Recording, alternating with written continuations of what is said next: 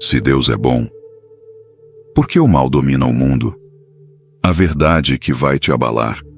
Pare tudo o que você está fazendo agora e ouça com atenção. Essa mensagem não chegou até você por acaso. Enquanto o mundo gira lá fora, pessoas choram, em silêncio, famílias são destruídas, inocentes sofrem. E talvez você também esteja no meio dessa dor. Como está a sua vida hoje? Você tem se sentido cansado, sem respostas, com o coração apertado por algo que não entende? Já olhou ao redor e pensou: se Deus é tão bom, por que existe tanta maldade no mundo? Essa pergunta ecoa na mente de milhões de pessoas todos os dias. E talvez você nunca teve coragem de encará-la de frente. Mas esse vídeo é diferente. Ele não veio apenas para te consolar. Ele veio para te despertar. Porque há uma verdade que foi escondida de você. Uma verdade tão profunda, tão impactante, que vai mudar completamente a forma como você enxerga o sofrimento, o mal e até mesmo a sua própria caminhada espiritual. Você está preparado para ouvir o que ninguém tem coragem de te dizer? Está pronto para encarar a realidade cruel, mas necessária? Esse mundo não é o que parece, e o mal que você vê ao seu redor não é por acaso. Há uma razão, uma origem e um propósito por trás de tudo isso, e entender isso pode salvar sua alma. Portanto, respire fundo, feche todas as distrações e ouça com atenção, porque Deus está tentando te mostrar algo hoje. Esse é o tipo de mensagem que pode transformar sua dor em propósito e o seu vazio em revelação. Mas só se você tiver coragem de ir até o fim. Por que o mal e o sofrimento existem? Uma questão que ressoa em cada coração, uma dúvida que atravessa gerações. Imagine-se diante de um quadro sombrio, onde a dor e a injustiça parecem reinar. Como podemos conciliar a ideia de um Deus amoroso com as realidades do sofrimento?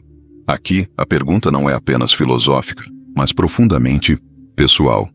Cada um de nós, em algum momento, já se defrontou com essa inquietação. O que é o mal? É uma presença tangível ou uma mera ausência do bem? Ao longo da história, pensadores e teólogos têm se esforçado para entender essa complexa tapeçaria de dor e redenção. E mais importante, como podemos aplicar esse entendimento em nossas vidas? O que você acha que causa tanto sofrimento? Será que a liberdade humana, essa dádiva divina, pode ser também a raiz de tanta dor? À medida que nos aprofundamos nesse tema, prepare-se para questionar e refletir. Ao final, a esperança nos espera, a certeza de que há um propósito mesmo nas situações mais desafiadoras. Fique comigo enquanto exploramos juntos essa intricada questão, buscando luz nas sombras do mal e do sofrimento. A natureza do mal e do sofrimento.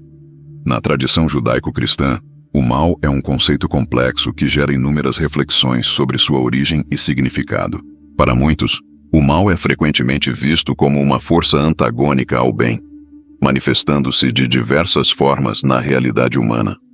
Uma das distinções fundamentais que se faz é entre o mal físico e o mal moral. O mal físico está relacionado ao sofrimento e à dor que os seres humanos experimentam, seja por meio de doenças, tragédias ou desastres naturais. Por outro lado, o mal moral diz respeito às ações humanas que transgridem normas éticas e morais, como a violência, a injustiça e a traição. A questão do sofrimento físico é particularmente desafiadora, pois toca na essência da experiência humana. Como pode um Deus que é descrito como amoroso e onipotente permitir que o sofrimento exista? Essa pergunta é a pedra angular de muitos debates teológicos. Para muitos pensadores, a presença do sofrimento não nega a existência de um Deus amoroso, mas, em vez disso, convida a uma reflexão mais profunda sobre a condição humana e os propósitos divinos. A dor e o sofrimento podem ser vistos, por exemplo, como parte de um processo de crescimento e aprendizado, trazendo consigo também a oportunidade de empatia e solidariedade. Além disso, a natureza do mal moral levanta questões sobre a liberdade humana. Se Deus dotou os seres humanos com o livre-arbítrio, então a escolha de fazer o mal é, de certa forma, uma consequência dessa liberdade. Essa perspectiva sugere que o mal não é apenas uma ausência de bem, mas uma escolha consciente que os indivíduos fazem. Assim, o mal moral é intrinsecamente ligado à responsabilidade humana e à capacidade de fazer escolhas éticas. Essa visão, embora desafiadora, oferece uma forma de entender como o mal pode coexistir com a ideia de um Deus que é por definição bom. A relação entre Deus e o mal também é uma linha de investigação importante. Alguns teólogos argumentam que a existência do mal é um paradoxo que pode ser reconciliado com a ideia de um Deus que é tanto onipotente quanto amoroso. Nesse contexto, a solução para o problema do mal pode estar em entender que a liberdade humana é uma expressão do amor divino. Assim, o sofrimento e o mal não são castigos, mas sim consequências das escolhas feitas por seres dotados de livre-arbítrio.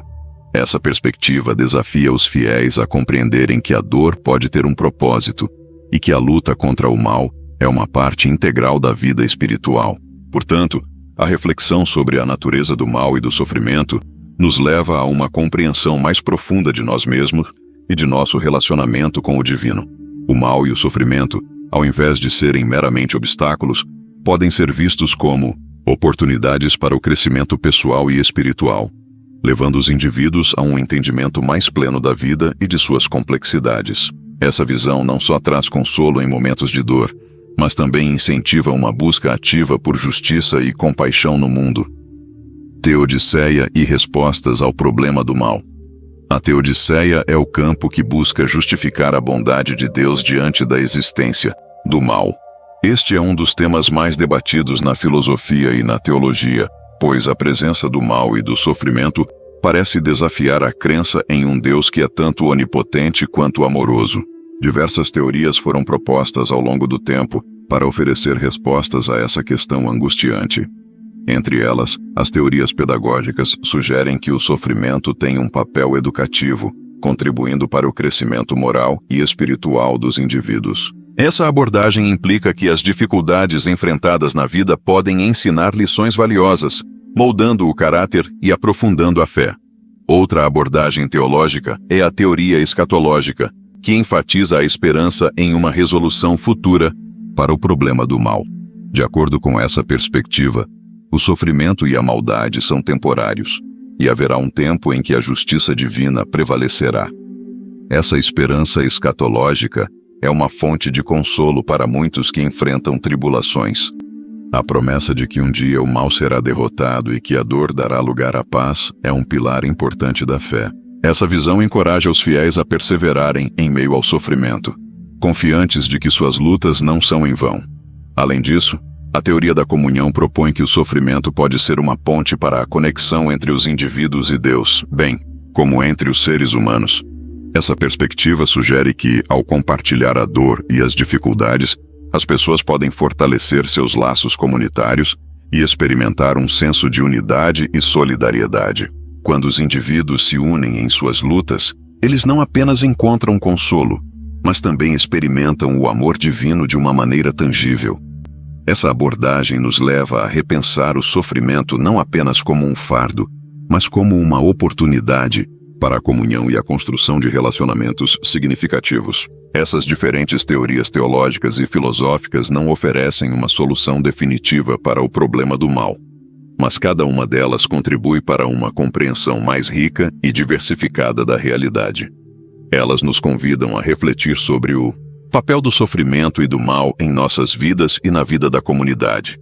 Em última análise, a busca pela resposta à questão do mal é também uma busca pelo sentido e pela finalidade da vida, um caminho que leva muitos a uma compreensão mais profunda de sua fé.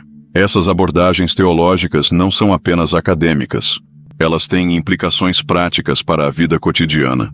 Ao lidarmos com o sofrimento, podemos encontrar significado em nossas experiências e um propósito mais profundo em nossas vidas. Essa busca pelo sentido pode ser um fator transformador, permitindo que os indivíduos se elevem acima da dor e do desespero. Por meio da reflexão, da oração e da comunhão, muitos encontram um novo caminho que os leva a uma relação mais profunda com Deus e com os outros, mesmo em meio às dificuldades. A liberdade humana e o mal. A liberdade humana é um conceito central nas discussões sobre o mal. Quando se fala em liberdade, refere-se à capacidade dos indivíduos de tomar decisões e agir de acordo com sua própria vontade. Essa característica é considerada uma dádiva, pois permite que as pessoas escolham entre o bem e o mal. No entanto, essa mesma liberdade é a raiz da possibilidade do mal, pois as escolhas erradas e imorais podem ser feitas. A responsabilidade pelas ações, portanto, recai sobre os indivíduos, que têm a autonomia de decidir seus caminhos, mesmo que isso implique consequências negativas. A liberdade de escolha implica que as pessoas não são meramente marionetes, nas mãos de um destino inexorável. Cada decisão, seja ela boa ou ruim, molda não apenas a vida do indivíduo, mas também afeta o próximo. Por exemplo, quando alguém decide agir de forma egoísta, as repercussões podem afetar a vida de muitas outras pessoas ao redor. Assim, a liberdade humana se torna um fator crítico na discussão sobre o mal, pois ressalta a importância das escolhas pessoais. O desafio, então, é como educar e cultivar uma consciência moral que guie as decisões de maneira a minimizar o mal. Além disso, a liberdade humana está intrinsecamente ligada à ideia de responsabilidade moral. Quando as pessoas são livres para escolher, também devem ser responsabilizadas por suas ações. Isso torna a questão do mal ainda mais complexa, pois envolve não apenas a ação em si, mas também a intenção por trás dela. Uma escolha, feita em um momento de fraqueza ou desespero, pode ser compreendida de maneira diferente do que uma escolha deliberadamente maliciosa. Essa nuance é importante ao se discutir a moralidade e a ética, pois permite uma compreensão mais profunda das motivações humanas. Ademais, a liberdade humana não é absoluta. Existem fatores como a cultura, a educação e as circunstâncias de vida que influenciam as decisões que as pessoas tomam. É crucial considerar que, embora a liberdade permita que os indivíduos façam suas escolhas, essas escolhas podem ser limitadas por contextos que não estão sob seu controle. Portanto, a discussão sobre o mal não deve se restringir apenas à responsabilidade individual, mas também incluir uma análise crítica das condições sociais e estruturais que moldam as escolhas das pessoas. Por fim, refletir sobre a liberdade humana e sua relação com o mal é essencial para entender a complexidade da natureza humana. A liberdade é um presente que pode gerar tanto luz quanto sombra, e é através do exercício consciente dessa liberdade que os seres humanos podem buscar a redenção e a melhoria de si mesmos e do mundo ao seu redor. Essa jornada de autodescoberta e responsabilidade é, em última análise, o que torna a experiência humana rica e significativa. O papel do sofrimento na experiência humana. O sofrimento é uma parte inevitável da condição humana, e por muitas vezes é visto como um elemento purificador e transformador. Em diversas tradições, a dor e o sofrimento são considerados instrumentos que podem levar ao crescimento pessoal e espiritual. Esse ponto de vista sugere que, através das experiências difíceis, as pessoas têm a oportunidade de se tornarem mais resilientes, empáticas e sábias. O sofrimento pode, assim, atuar como um catalisador que força a reflexão e a busca por um sentido mais profundo na vida. A ideia de que o sofrimento pode ter um propósito não é nova.